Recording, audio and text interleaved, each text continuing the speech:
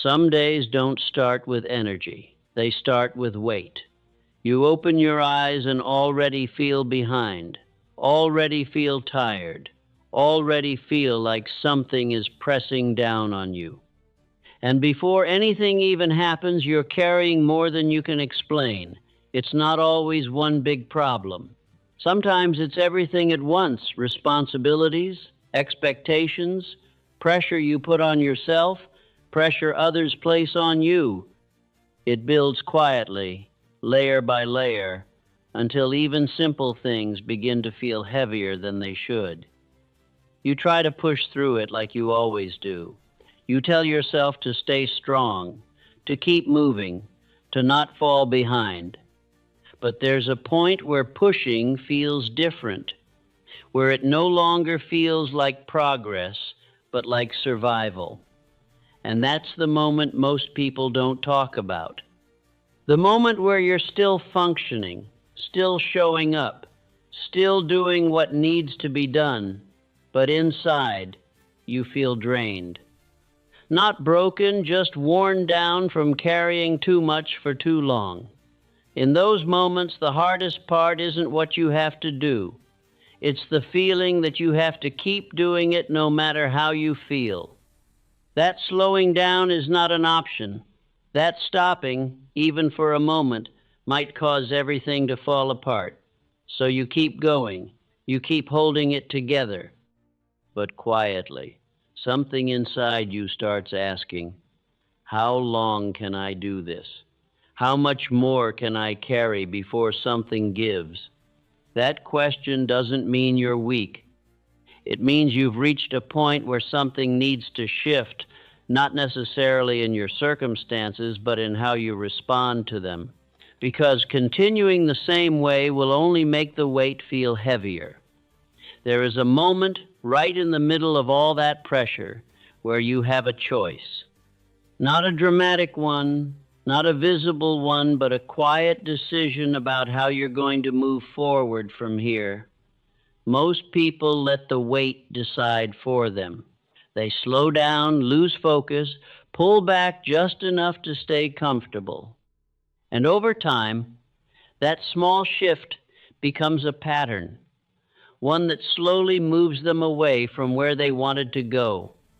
But there is another way to respond. Not by ignoring the weight, not by pretending it's not there, but by refusing to let it define your next step. By choosing to move, even when movement feels difficult. Because strength is not built when things are easy. It's built in moments like this when everything feels heavier than it should and you decide to keep going anyway. That's where something inside you begins to change.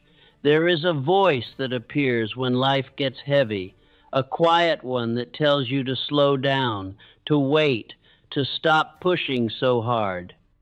And if you listen to it long enough, it starts to sound reasonable, even comforting. But there is another voice, one that doesn't speak as often, but when it does, it reminds you of something deeper, that you are capable of more, that this moment is not the end, but a test of how you respond.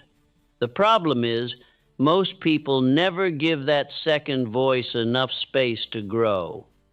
They let the louder one take over, the one that pulls them toward ease, toward comfort, toward stepping back just when it matters most. And that's why what you hear right now matters. Because the words you repeat, the thoughts you focus on, the messages you allow into your mind, they shape how you respond when pressure rises. If all you hear is doubt, you begin to act with hesitation. If all you hear is fatigue, you begin to slow down. But if you begin to hear something different, something stronger, your response begins to change. At first, it's subtle. You don't feel dramatically different. The weight is still there. The pressure hasn't disappeared. But something inside you shifts just enough to take one more step, and then another, and another. And over time, those small decisions begin to build something powerful. Not motivation, not excitement, but resilience. The ability to continue without needing everything to feel right. That's when you realize something important. The weight didn't disappear, you just became stronger than it. What once felt overwhelming now feels manageable, not because your situation changed, but because you did. So if life feels heavy right now, don't see it as a signal to stop. See it as a moment that matters, a moment where your next decision carries more weight than anything else happening around you, because you don't have to solve everything today. You don't have to fix every problem at once. You only need to keep moving, even if it's slow, even if it's difficult, even if it's uncomfortable. What you're about to hear is not meant to remove the weight. It's meant to help you carry it differently, to remind you that even in the heaviest moments, you still have control over one thing, your decision to continue. And sometimes that decision, quiet, steady, almost invisible, is the one that changes everything.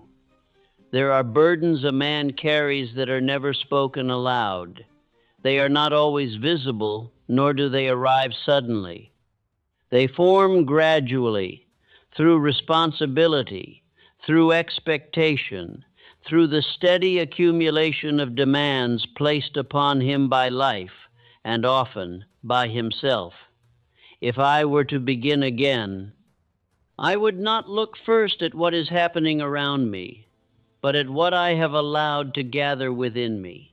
For it is not always the size of a problem that creates weight, but the number of them carried without release. There is a condition that many experience, yet few understand. A man rises, prepares himself for the day, and before any task has begun, he already feels the strain of what lies ahead. Not from one difficulty, but from many combined, layered and carried without pause. This is not weakness, it is accumulation. If I were beginning again, I would recognize this clearly. There is also the nature of this weight. It does not announce itself in obvious ways. A man continues to function. He fulfills his obligations. He completes what must be done. From the outside, he appears steady, composed, capable. Yet within, there is pressure. If I were beginning again, I would not mistake outward stability for inward ease. There is also the habit of silent endurance. A man does not speak of what he carries. He believes it is his responsibility to manage it alone.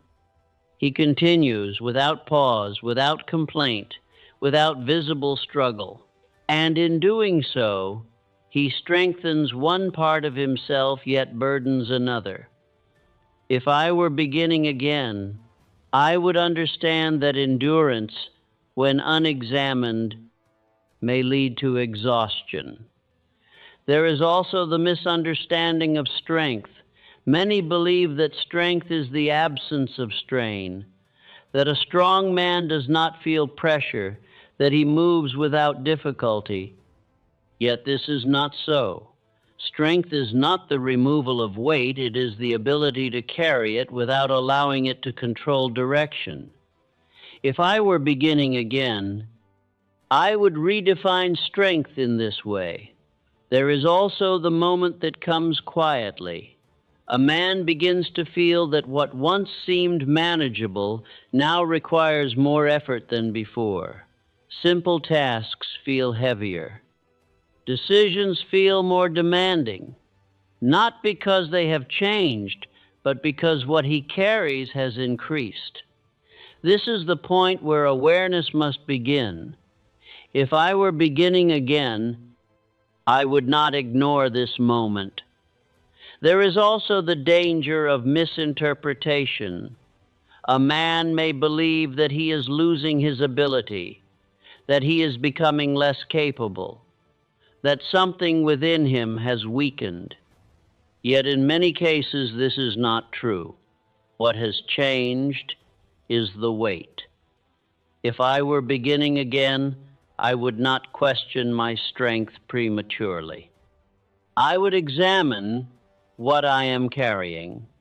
There are many who continue in this condition for extended periods. They do what must be done. They meet expectation. They fulfill responsibility. Yet they do so with increasing strain, and because they continue, others do not see their burden. They are seen as strong, yet they feel heavy. If I were beginning again, I would recognize that being seen as strong does not remove the need to manage what I carry. There is also the compounding effect of unaddressed pressure. Each responsibility added, each expectation accepted, each demand fulfilled without pause contributes to the overall load. And though each may be manageable alone, together they create weight that cannot be ignored indefinitely. If I were beginning again, I would become aware of accumulation early. There is also the contrast between those who acknowledge this weight and those who do not. One begins to understand his condition. He observes what he carries. He adjusts how he responds. The other continues without awareness, believing that continuation alone is sufficient. Over time, their paths diverge. If I were beginning again, I would choose awareness. There is also the example of men who carried great responsibility, yet maintained direction. They were not free from pressure. They did not avoid weight, yet they did not allow it to alter their movement. Their strength was not in avoiding burden, but in managing it. If I were beginning again, I would study this distinction carefully. There is also the perception of others. A man who continues under pressure appears composed. He is seen as reliable, capable, strong, yet few understand what he carries internally. Few see the effort required to maintain his position. This creates a separation between perception and reality. If I were beginning again, I would not depend upon perception as proof of ease. There is also the gradual shift that occurs if this weight is not managed. A man begins to slow, not physically at first, but mentally. His clarity decreases, his focus weakens.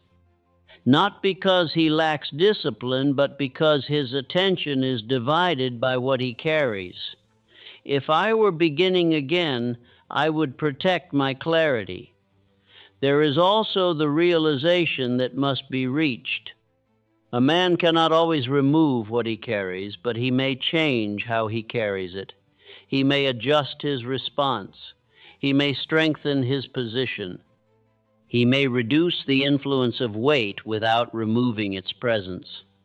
If I were beginning again, I would focus on this ability. There is also the beginning of control, not over circumstance, but over response. A man recognizes that though he cannot always reduce his responsibilities, he can choose how they affect him. He can decide whether weight slows him or strengthens him. If I were beginning again, I would take this control deliberately. There is also the shift from resistance to acceptance. A man stops asking why the weight exists. He stops resisting its presence. Instead, he acknowledges it. And in acknowledging it, he reduces its power.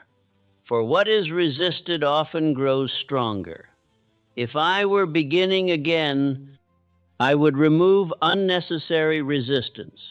There is also the transformation that begins when awareness is applied. A man no longer feels overwhelmed in the same way, not because the weight has disappeared, but because he understands it. He sees it clearly, and in seeing it clearly, he is no longer controlled by it. If I were beginning again, I would seek clarity before relief. There is also the quiet strengthening that follows. A man becomes more grounded, more stable, more deliberate. His actions are no longer dictated by the pressure he feels, but by the direction he has chosen. And in this he regains control. If I were beginning again, I would build this steadiness. There is also the final realization. The weight a man carries is not always a sign that he must stop. It is often a sign that he has taken on more and must now become stronger in how he carries it. If I were to express this as instruction, I would say, recognize what you carry, but do not allow it to define your movement. Let this be fixed firmly within. I carry weight, but I remain steady. I move forward regardless. Repeat this not as encouragement, but as awareness. Thus, if I were to begin again from nothing, I would begin here. I would recognize the weight I carry. I would not deny it nor be defined by it. I would understand that it has accumulated through responsibility, through effort, through continuation. And in doing so, I would not seek to remove it immediately, but to carry it differently until it no longer slows me, no longer controls me, and no longer determines how I move each step, guided not by the weight itself, but by the direction I have chosen to maintain, regardless of how heavy the path may feel. Having recognized the weight that quietly accumulates within a man, the next principle, if I were to begin again, is to understand what occurs within him when that weight begins to press upon his movement. For it is not the weight alone that determines his direction, it is how he responds to it. And this response is rarely loud. It is subtle. It appears in thought. If I were beginning again, I would observe this inner response carefully. There is a moment that comes to every man under pressure, not dramatic, not visible, but decisive. It is the moment where he feels the weight, and something within him begins to speak, not in command, but in suggestion, a quiet voice, one that says, slow down, wait, do less. And because the weight is real, this voice appears reasonable. If I were beginning again, I would not accept reason without examination. There is also another voice, less frequent, less immediate, yet more powerful. It does not speak as loudly. It does not offer comfort. It does not seek ease. It reminds the man of something deeper that he may continue, not without difficulty, but without stopping. If I were beginning again, I would listen for this voice. There is also the conflict between these two directions. One leads toward relief. The other leads toward continuation. Both appear justified. Both seem logical. And because of this, the man hesitates, not in action at first, but in thought. If I were beginning again, I would recognize that this hesitation is the beginning of decision. There are many who do not notice this moment. They follow the quieter voice without awareness. They reduce effort slightly. They delay slightly. They withdraw just enough to ease the pressure. And because the change is small, it is accepted. If I were beginning again, I would become aware of small shifts. There is also the pattern that forms from repeated withdrawal. A man does not stop entirely. He continues, but with less intensity, less direction, less consistency. Over time, this slight reduction becomes habit, and habit becomes identity. If I were beginning again, I would interrupt this pattern early. There is also the illusion of rest that must be understood. Rest is necessary when directed. It restores strength. It prepares the man for continued movement. But withdrawal is different. It does not restore, it reduces. And often, it disguises itself as rest. If I were beginning again, I would distinguish between the two. There is also the example of men who have experienced this conflict. Some allowed the quieter voice to guide them. They slowed, they drifted. Their direction weakened not suddenly, but gradually. Others felt the same pressure, heard the same voice, yet chose differently. They continued, and in continuing, they strengthened. If I were beginning again, I would follow the latter. There is also the perception of others. A man who begins to withdraw is not immediately recognized as such. He still appears functional, still present, still engaged. Yet over time, something changes. His energy declines, his focus softens, and though it is not announced, it is observed. If I were beginning again, I would understand that direction is visible through consistency. There is also the internal justification that accompanies withdrawal. A man tells himself that he will return, that this is temporary, that he only needs a moment to recover. And though this may be true once repeated often, it becomes delay. If I were beginning again, I would not rely upon temporary intention. There is also the strengthening of the opposing voice when followed. Each time a man listens to the voice of withdrawal, it becomes louder, more convincing, more familiar. And eventually, it no longer feels like a suggestion, it feels like truth. If I were beginning again, I would not reinforce this voice. There is also the strengthening of the second voice through action. A man who continues despite pressure begins to hear it more clearly. It becomes more stable, more present, and over time, it begins to guide his response without effort. If I were beginning again, I would build this guidance through repetition. There is also the realization that this conflict does not disappear. It is resolved through decision. A man does not eliminate the voice of withdrawal. He simply chooses not to follow it. And in doing so, he weakens it. If I were beginning again, I would choose consistently.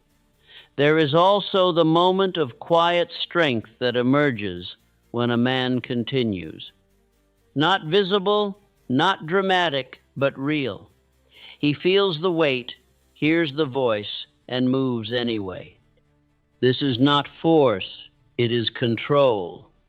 If I were beginning again, I would build this control deliberately.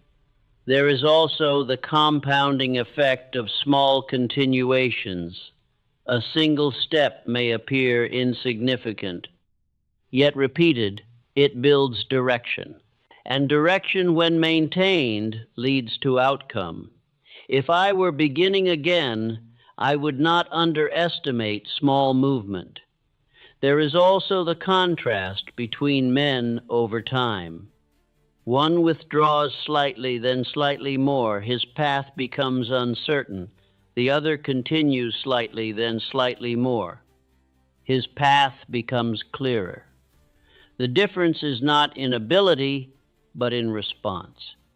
If I were beginning again, I would focus on response. There is also the transformation that occurs when continuation becomes habit. A man no longer debates in the same way. He feels the pressure but does not question his movement. He proceeds, not because it is easy, but because it is chosen. If I were beginning again, I would continue until this stage is reached. There is also the final realization. A man's direction is not determined by the weight he carries, but by the decisions he makes while carrying it. And these decisions are made in moments so small they are often overlooked. If I were to express this as instruction, I would say, when the voice of withdrawal appears, recognize it, but do not follow it. Let this be fixed firmly within. I continue. I do not retreat. I move forward despite what I feel. Repeat this not as encouragement, but as command. Thus, if I were to begin again from nothing, having recognized the weight I carry, I would do this next. I would observe my response to it. I would become aware of the voices within me. I would choose the one that leads to continuation. And in doing so, I would begin to shape my direction, not through force, but through decision, until the voice that once led me toward ease grows quiet, and the one that leads me forward becomes the only one I follow, consistently, steadily, and without returning to the pattern that once caused me to withdraw when it mattered most. Having understood the inner conflict between endurance and withdrawal, the next principle, if I were to begin again, is to correct a misunderstanding that has influenced many men. For strength is often mistaken for something it is not. It is believed to be energy, intensity, or the absence of difficulty. Yet true strength is none of these. It is continuation, while difficulty remains. If I were beginning again, I would not measure strength by how I feel, but by how I move when feeling offers no support. There is a tendency to wait for relief before proceeding. A man believes that once he feels lighter, clearer, more prepared, he will move with greater certainty. Yet relief does not always arrive when expected, and waiting for it delays action indefinitely. If I were beginning again, I would not wait for the weight to lessen. I would move while it remains. There is also the misconception that strength removes discomfort, that a strong man does not feel pressure, that he does not experience resistance. Yet this is not so. Strength is not the absence of strain, it is the ability to act without requiring its removal. If I were beginning again, I would accept discomfort as part of movement. There is also the moment when a man recognizes that nothing around him has changed. The responsibilities remain, the expectations remain, the pressure remains. Yet, within this unchanged condition, he must still decide how to act.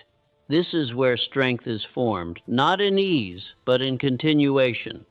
If I were beginning again, I would build strength in these moments. There are many who delay action because they believe they must first feel prepared. They seek clarity. They seek certainty. They seek the absence of strain. Yet by doing so, they postpone progress. For clarity often follows action, not the reverse. If I were beginning again, I would act before clarity appears. There is also the example of men who moved forward under pressure. They did not wait for conditions to improve. They did not require relief before acting. They carried the weight and moved with it. And through this, they built strength that was not dependent on circumstance. If I were beginning again, I would follow this example. There is also the difference between acting with energy and acting with discipline. Energy rises and falls. It is influenced by mood, by condition, by environment. But discipline, when developed, remains. It does not require energy. It operates regardless of it. If I were beginning again, I would build discipline beyond feeling. There is also the shift that must occur. A man must move from asking, "Do I feel capable?" to asking, "Will I act regardless?" This question removes dependence on condition. It places responsibility upon decision. If I were beginning again, I would ask this question often. There is also the strengthening of identity through continuation. Each time a man acts without waiting for relief, he reinforces a new belief that he is not controlled by how he feels, that he may proceed even when conditions are not favorable. This belief becomes stable through repetition. If I were beginning again, I would build this belief daily. There is also the perception of others. A man who continues under pressure appears different. He does not seem hurried, nor does he appear strained. He moves steadily, calmly, with purpose. Others may not understand how he maintains this movement, yet they recognize its consistency. If I were beginning again, I would allow this perception to form naturally. There is also the removal of dependence on ideal conditions. A man who requires ease before action limits himself. But a man who acts under any condition expands his capability. He becomes adaptable, reliable, strong not in appearance but in function. If I were beginning again, I would remove this dependence entirely. There is also the compounding effect of continued action under strain. Each step taken reinforces the next. Each movement strengthens the man further. And over time, what once felt heavy becomes manageable not because it has changed, but because he has. If I were beginning again, I would trust this transformation. There is also the realization that strength is built in the absence of support. When motivation fades, when clarity is uncertain, when the mind suggests delay, and yet the man moves. This is where strength is formed, not in comfort, but in continuation. If I were beginning again, I would seek this formation. There is also the contrast between two men. One waits until he feels ready. His progress is inconsistent, dependent, delayed. The other acts regardless. His progress is steady, reliable, continuous. Over time, the difference becomes clear. If I were beginning again, I would choose consistency. There is also the elimination of hesitation. A man who continues under pressure does not question as often. He does not debate endlessly. He decides and acts. And in doing so, he reduces the space in which doubt may grow. If I were beginning again, I would reduce this space. There is also the transformation of effort itself. At first, action under pressure feels difficult, forced, unnatural. Yet with repetition, it becomes easier, more fluid, more automatic. Not because the effort has decreased, but because resistance has. If I were beginning again, I would continue until resistance weakens. There is also the emergence of quiet resilience, not loud, not visible, but present. A man who continues without relief develops a stability that cannot be easily shaken. He is no longer dependent upon circumstance. He is guided by decision. If I were beginning again, I would build this resilience steadily.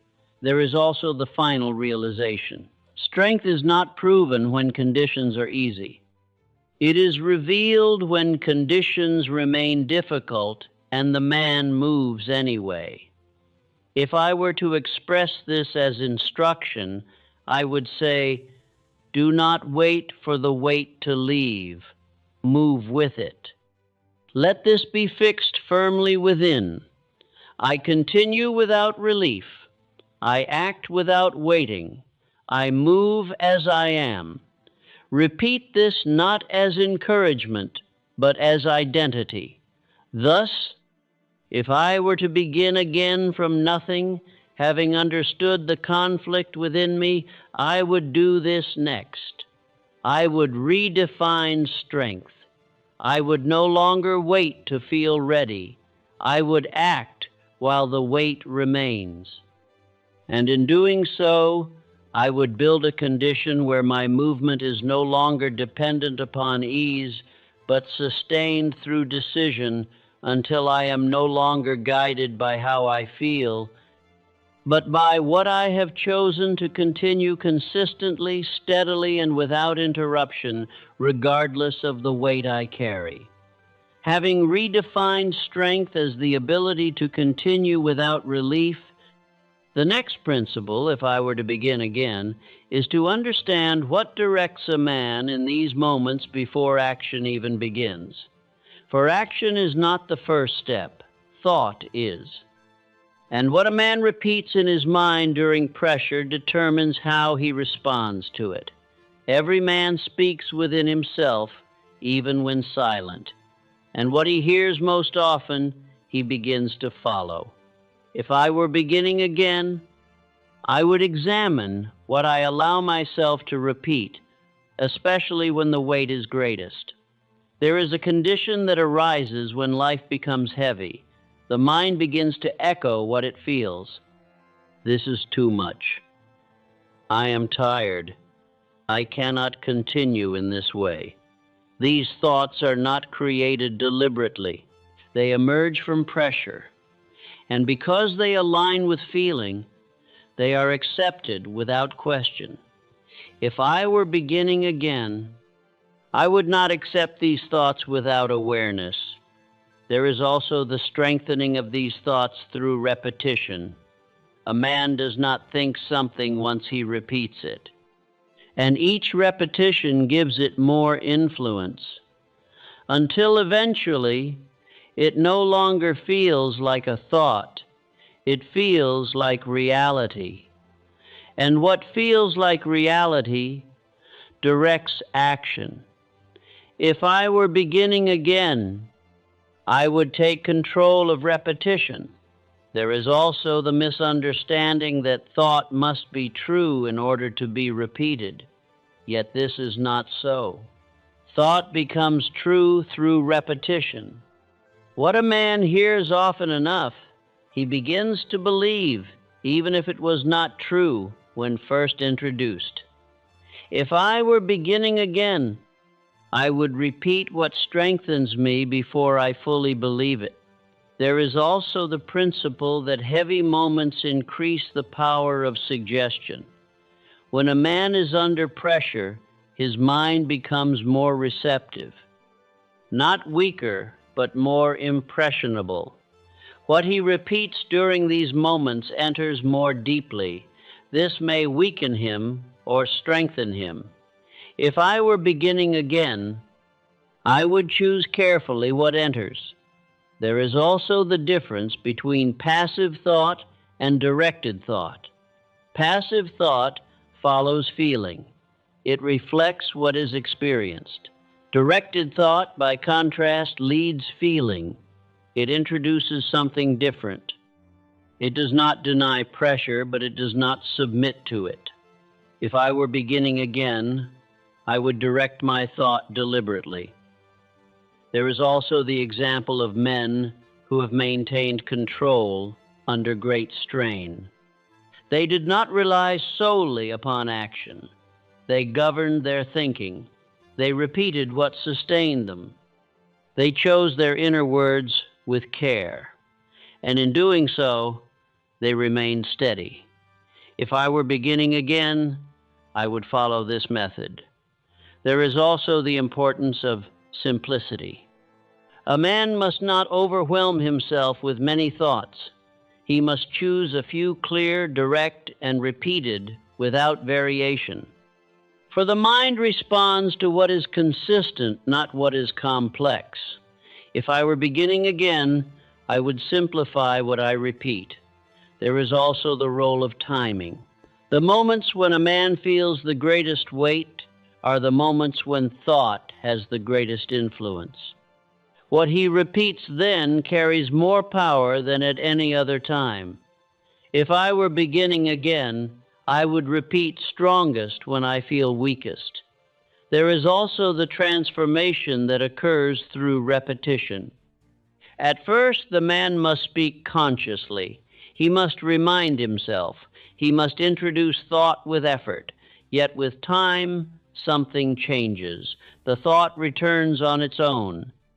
It appears without instruction, and when it appears without effort, it has taken hold. If I were beginning again, I would continue until this stage is reached. There is also the connection between thought and response. A man who repeats weakness responds with hesitation. A man who repeats strength responds with continuation. The external condition may remain the same, but the response changes entirely. If I were beginning again, I would change my response through thought. There is also the elimination of internal contradiction. A man cannot repeat doubt and expect certainty. He cannot repeat fatigue and expect strength. What he allows to repeat must align with what he wishes to become. If I were beginning again, I would remove contradiction. There is also the compounding effect. Each repetition strengthens the next. Each day builds upon the last, until eventually the thought no longer requires reinforcement. It has become belief. And belief guides action without effort. If I were beginning again, I would trust this accumulation. There is also the perception of others. A man who controls his thought under pressure appears composed. He does not react impulsively. He does not show unnecessary strain. Others may not understand his internal discipline, yet they recognize its result. If I were beginning again, I would not seek recognition, but I would build control. There is also the emergence of internal stability. A man no longer fluctuates with every change in condition. His thinking remains steady. His direction remains clear. And because of this, his movement becomes consistent. If I were beginning again, I would build this stability. There is also the realization that thought is not merely reflection, it is instruction. What a man repeats, he teaches himself. And what he teaches himself, he becomes. If I were beginning again, I would instruct myself carefully. There is also the final transformation. A man who has mastered his thought no longer reacts in the same way to pressure. He feels it, but he is not controlled by it. His thinking supports his movement rather than opposing it. If I were to express this as instruction, I would say, repeat what strengthens you until it becomes your natural thought. Let this be fixed firmly within. I control what I repeat. I choose what I become. I strengthen my response. Repeat this not as encouragement, but as command. Thus, if I were to begin again from nothing, having learned to continue without relief, I would do this next. I would direct my thought.